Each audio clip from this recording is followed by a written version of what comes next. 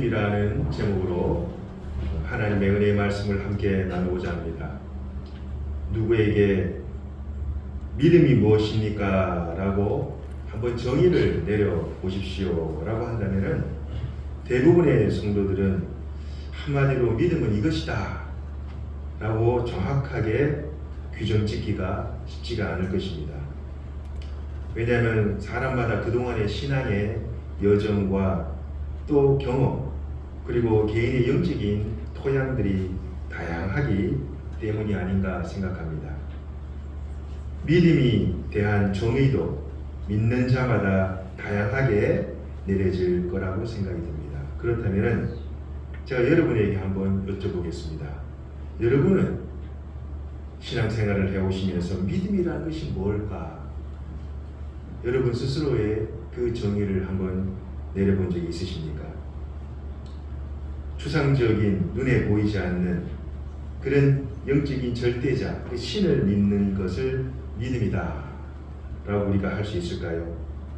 기독교의 믿음은 우리 죄를 위하여, 우리 죄를 용서하시기 위하여 오신 예수 그리스도를 메시아, 그리스도, 나의 주인, 나의 하나님으로 마음으로 믿고 입으로 고백하는 것이 믿음이다 라고 성경은 말씀합니다.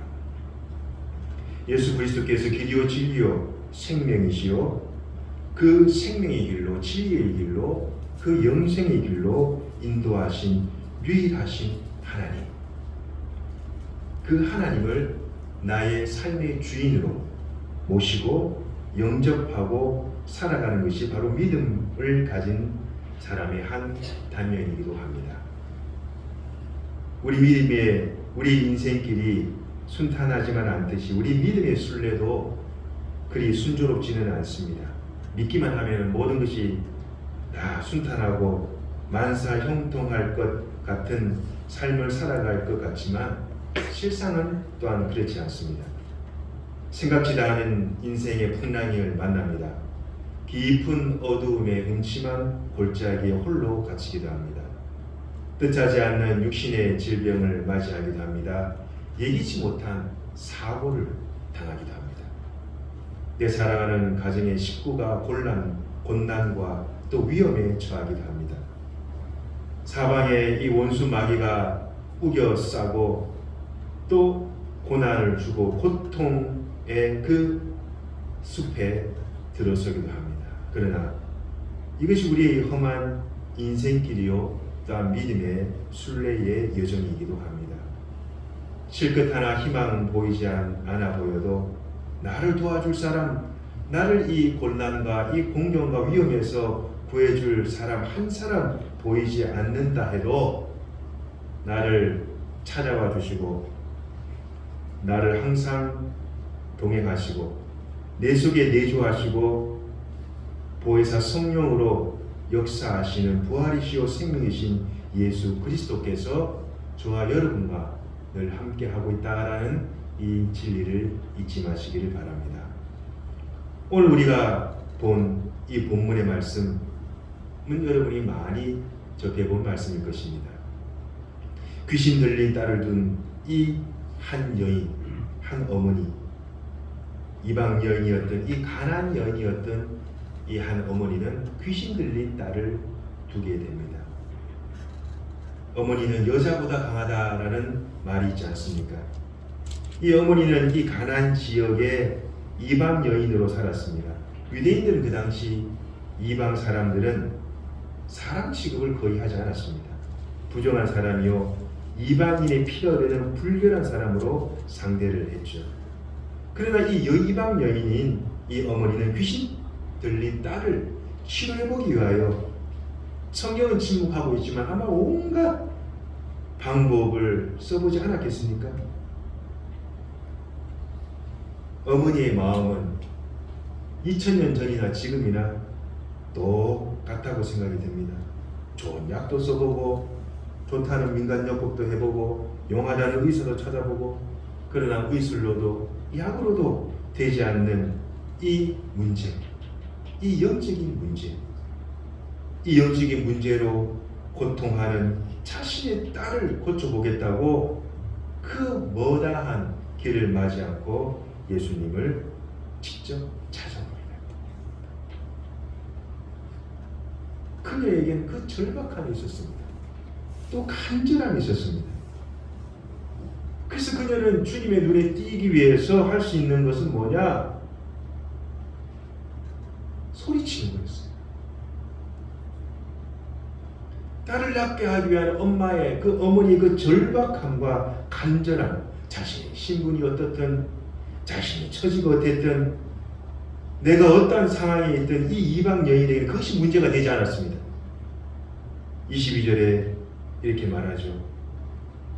가나안 여자 하나가 그 지경에서 나와서 소리 질러 이르되 주 다윗의 자손이여 나를 불쌍히 여기소서. 소리 질러 이르되 다윗의 자손이여 나를 불쌍히 여기소서. 아마 이 절규에 가까운 이 여인의 그 고함 소리, 여러분 그 여인의 고함 소리가, 그 절규하는 소리가 저와 여러분의 귀에 들리십니까? 예수님과 한 분 만나려고 그 머다한 그 거리는 문제가 되지 않았습니다. 아니 자식이 평생 귀신 들려 살다가 죽느냐 사느냐, 내가 주님을 만나면 문제 해결을 받는데 내가 주님 문제 해결을 받기 위해서 내가 반드시 내가 주님을 만나겠다. 내가 신분이 어땠든 처지가 어땠든 내 남들 시선이 어땠든 간에 그거는 그 여인에게 문제가 되지 않았어요. 타인들의 이목과 시선은 그녀에게 중요하지 않았습니다. 오직 자식이 죽느냐 사느냐, 자식이 온전하게 사느냐, 평범하게 사느냐, 정상적으로 살 수 있느냐, 여기에 이 이방 여인의 온 관심과 생각이 집중되었던 것이죠. 그러나 이방 여인은 놀란 하나님 예수 그리스도에 대한 고백을 합니다.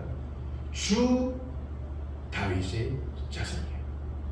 큐리에 비오스 다윗. 주 다윗의 자손이에요. 어떻게 이 여인이 이런 고백을 할 수 있었을까요? 도대체 이 여인은 믿음이 어디서 나온 것일까요? 주 다윗의 자손이요 라는 것은 뭐냐? 바로 당신이 구약에서 예언한 그 오신 메시아이십니다 라는 고백이 있거든요. 나는 당신을 메시아로 인정한다는 것입니다. 도대체 이 이방 여인의 이 그 믿음이 도대체 어디서 나온 것이었을까요? 그리고 그녀는 계속해서 주님께 간청합니다. 주님, 우리 딸을 불쌍히 여겨달라 그러지 않고 나를 불쌍히 나를. 엄마와 자식은요 한 몸이에요. 자식이 죽는 것은 내가 죽는 것과 마찬가지, 자식이 사는 것은 내가 사는 것과 마찬가지. 이제 부모의 마음입니다. 예수님께 주님 나를 불쌍히 여겨주십시오. 어머니의 그 간절하고 그 애틋한 마음, 주님 나를 불쌍히 여겨주시옵소서. 여러분, 믿음은요 하나님의 긍휼하심과 자비를 구하는 거예요. 그것이 바로 첫걸음입니다. 우리는 하나님의 은혜를 받을 자격이 1도 없는 죄인이옵니다. 그럼에도 불구하고 하나님 나를 불쌍히 여겨주시옵소서. 벌레만도 못한, 이 버리지만도 못한 나 자신을 바라보면서 주님 나를 불쌍히 여겨주시옵소서. 주님이 이 나라와 민족을 불쌍히 여겨주시옵소서. 주님께 자비를 구하는, 이것이 바로 믿음의 첫 출발이요 시작인 것이죠. 누가복음 18장 13절 세리는 하늘을 향하여 얼굴 듣지 못하고 가슴을 치며 통곡하며 하나님께 자비를 구했습니다. 사도 바울은 자신을 죄인 중에 괴수다, 자신의 현 존재의 그 상태를 하나님께 고백합니다. 나는 죄인 중에 괴수입니다. 주님의 수제자였던 베드로는 주님을 부인하며 하고 주님께 통곡하며 회개하듯이 우리 믿음의 그 첫 스타트는 뭐냐? 하나님, 나를 불쌍히 여겨주십시오. 이 나라 민족을 주님 불쌍히 여겨주십시오. 하나님의 긍휼과 자비와 용서를 구하는 가난한 마음, 높은 마음이 아니라 회개하는 마음, 그것이 바로 우리 믿음의 첫 시작이다라는 것입니다. 둘째, 믿음은요, 긴 기다림입니다. 기다림.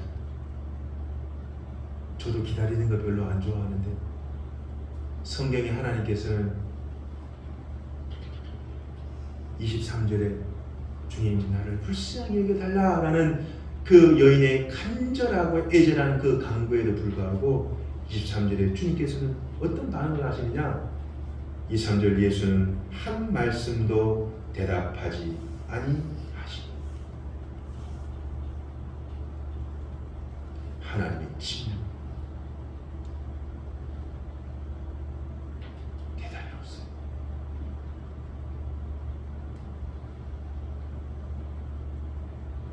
겨울이지만 봄을 기다리듯 기다림 없이 열매가 맺힐 수 없습니다. 시간이 필요합니다.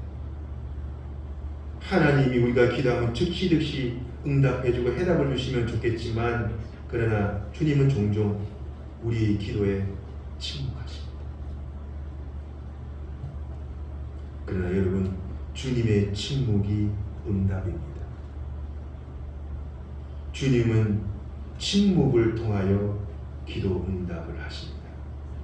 기도 응답의 한 모양이 하나님의 침묵이에요. 대부분 사람들은 뭔가 눈에 보이고 만져지고 뭐가 들리고 뭔가 내 육체적인 오감으로 뭔가 경험해야만이 이것이 하나님의 응답이구나, 뭔가 하나님이 나한테 말씀하시는구나. 그러나 여러분, 우리가 믿음이 말씀이 더 깊어지고 믿음 속으로 하나님과 독대 가운데 들어가 보면은 하나님께서 말씀을 통하여 내게 뭐라 말씀하시는 거예요.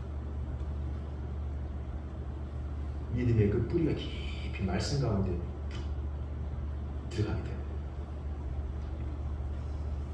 그러나 주님께서는 그 말씀을 기다립니다. 그 가난한 여인은 주님이 무슨 말씀이라도 하시기를 기다렸는데, 하나님 말씀을 그토록 애절하게 기다렸는데 주님께서는 그 말씀, 얼마나 마음이 답답했겠어요. 얼마나 마음이 그냥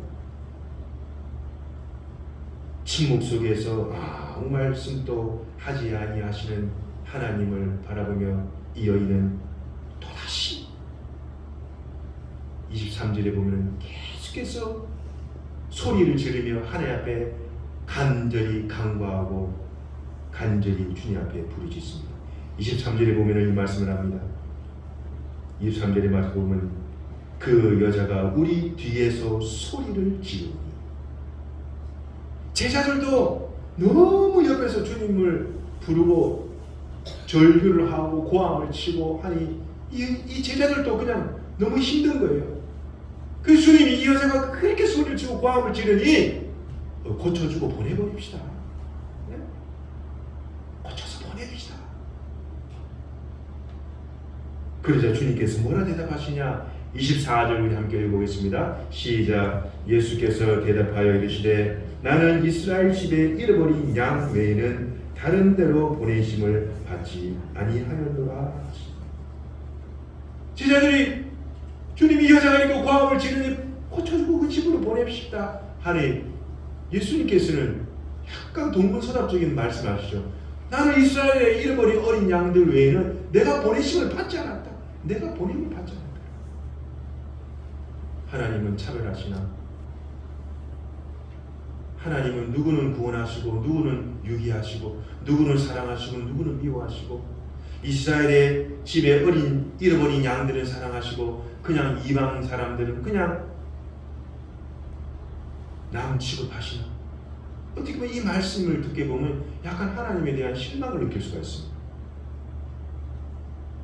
그러나 그 여인은 포기하지 않아요.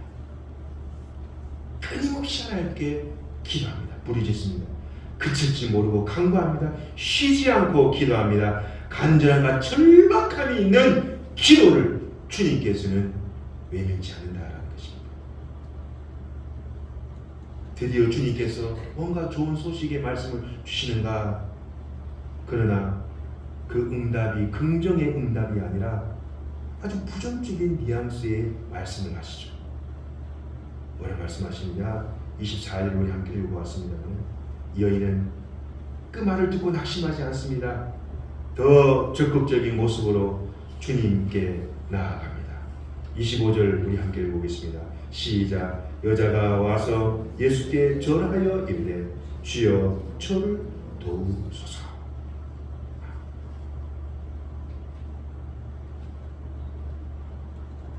주님께 도와달라는 그녀의 그 간곡한 요청에 주님께서 상당히 마음 상한 그런 대답을 하시지만은 여인은 끝까지 주님께 무릎 꿇고 절하며 예배하며 하나님 앞에 주님 나를 도와주십시오. 저를 도와주십시오. 그러자 주님께서는 더 모욕적인, 더 강도 높은 뉘앙스의 그 말씀을 하시는 것 같이 보입니다. 26절에 한번 들고 있습니다. 시작. 대답하여 이르되 자녀의 떡을 취하여 개들에게 던지니 마땅하지 아니하니라. 여러분, 주님께서 자녀가 누구입니까? 바로 이 자녀는 이스라엘 백성입니다. 개는 누구입니까? 이방인, 이 가나안인 여인이에요. 자녀는 이스라엘 백성이요 개는 이 가나안인 이방인을 비유로 말씀하신 것이죠. 그러나 자녀들이 먹고 있던 그 떡을 취해서 집에서 기르는 개에다가 던져주는 것은 마땅치 않다. 상당히 그 모욕적이고 사람을 멸시하는 말씀처럼 보이지만 그러나 이 말씀은 하나님께서 이 여인의 그 믿음의 고백이 진정한 고백인가 진실된 고백인가 하나님은 그녀의 그 믿음을 테스트하십니다. 여러분, 만약 누군가가 나에게 이런 비인격적인 모독적인 말을 한다면 여러분은 어떻게 반응하시겠습니까? 아마 대부분의 사람들은 그가 상종을 하지 않던가. 나도 당했으니 너도 당해봐라. 똑같이 갚든가. 왜요? 내가 상처를 받았거든요. 내가 마음에 이 상처가 있기 때문에 나도 똑같이 네가 한 때 나 똑같이 해야지. 그랬더라면 어땠을까요? 이 여인이 그야말로 심한 말을 하고 그 자리를 뛰쳐나갔더니 어땠을까요? 여러분, 하나님은요 때론 사람을 통해서 때론 말씀을 통해서 어떤 환경을 통해서 엄청 심각한 내 마음에 모욕적인 말을 듣게 합니다. 하나님의 이 테스트예요. 진짜 믿음인 건지 가짜 믿음인지 그녀는 하나님의 그 테스트에 통과를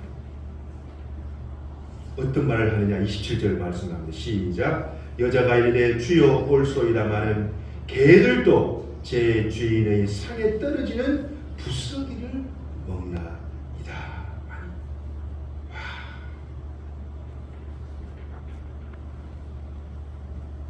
어떻게 이런 고백을 할 수 있을까요?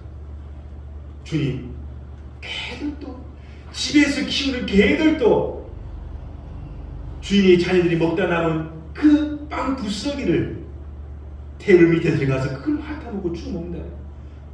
이방인 저에게도 하나님께서 이스라엘 백성이 내리셨던 그 은혜의 빵 부스러기를 저에게도 조금이라도 내려주십시오. 이 고백 아니겠어요? 여러분, 야고보서 1장 12절에 뭐라 말씀하십니까?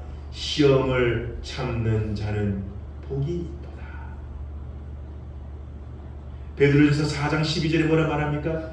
불시험을 당하는 것을 이상히 여기지 말라. 하나님께서는 우리의 신앙을 그냥 고사시하게 그냥 가게 하지 않습니다. 때로는 불시험을 당하게 하십니다. 때로는 감당하기 힘든 그런 엄청난 시련을 주시기도 합니다.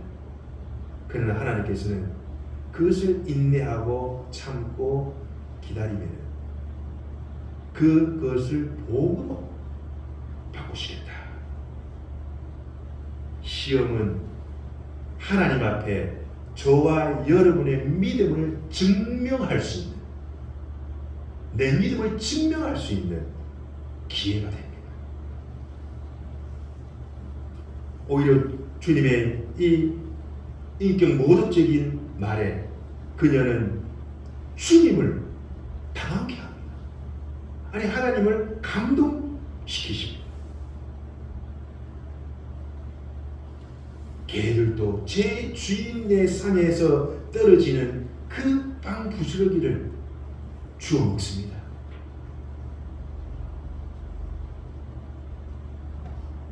하나님이 먼저 택하신 이 이스라엘 백성 선민들을 사랑하시고 구원하신 것을 압니다. 그럼에도 불구하고 개같이 취급받는 저에게, 이 이방 여인에게도 하나님의 은혜의 빵 부스러기를 조금이라도 내려주십시오.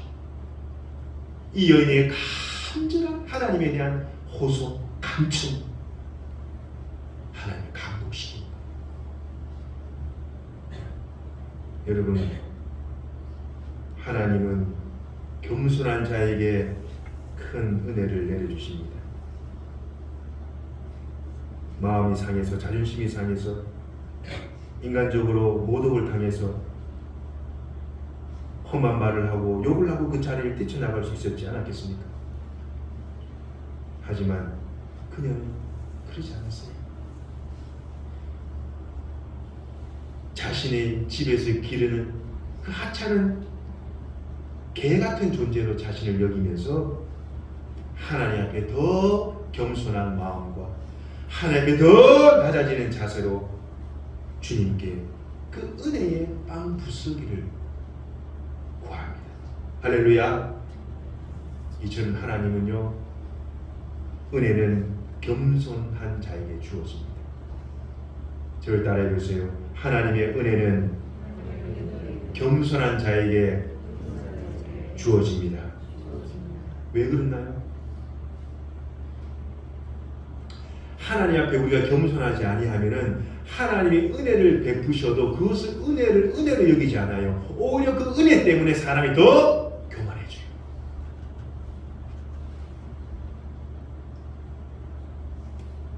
사울을 보세요. 사울.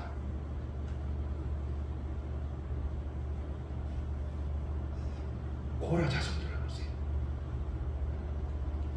우시아를 보세요. 우시아. 하나님께서는 겸손한 자에게 은혜를 베푸시다. 베드로전서 5장 5절에 하나님은 교만한 자를 대적하시되 겸손한 자에게 은혜를 주시느니라. 인간적으로 볼 때 보잘것없는 우리지만 주님께 긍휼을 구하는 겸손한 마음과 자세가 하나님을 감동시킨다라는 것을 말씀을 통하여 알게 됩니다. 말씀을 해주려 합니다. 믿음은 주님께 긍휼과 자비를 강구하는 것입니다. 믿음은 주님이 주시는 그 테스트를 지혜롭게 통과하는 것입니다. 믿음은 주님의 침묵에도 참고 인내하고 기다리는 것입니다. 믿음은 주님 앞에 겸손의 그 자세를 늘 겸비하며 사는 것이 믿음이요 믿음을 가진 자의 모습입니다. 주님께서는 주여 주여 하는 자마다 다 천국에 들어간다고 말씀하지 않았습니다. 하늘 아버지의 뜻대로, 하나님 아버지의 뜻대로 행하는 자에게 하나님의 나라가 열려있다. 주님 앞에 섰을 때 착하고 충성된 종이나 칭찬을 받고 생명의 멸류관을 받으시는 복된 믿음의 성도들 되시길 바랍니다. 가나안 여인을 통하여 주시는 믿음의 아름다운 영적인 DNA를 여러분 영혼 깊이 심기셔서 누구에게도 빼앗기지면 안 됩니다. 그래서 성숙한 믿음, 열매 맺는 믿음, 주님의 그 마음을 감동시키는 그런 아름다운 믿음을 경배하시는 복된 분들이 다 되시기를 주님의 이름으로 간절히 축원드립니다. 기도하겠습니다.